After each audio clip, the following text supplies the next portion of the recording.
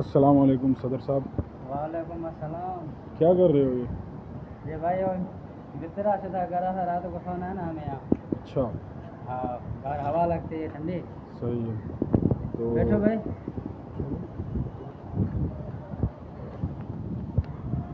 अच्छा, कुछ सवाल थे पूछने मैंने आपको, सिंधी में बताना उसका।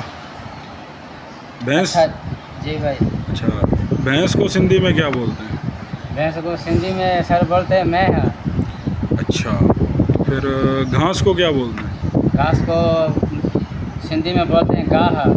अच्छा, तो इसको कैसे बोलेंगे, भैंस ने आज घास खाया?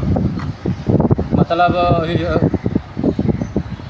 मैं है आज गाह खाए थे सिंधी में। अच्छा अच्छा अच्छा, हाँ अच्छा। चलो, बड़ी मेहरबानी, कल दोबारा पूछेंगे फिर। इंशाल्लाह।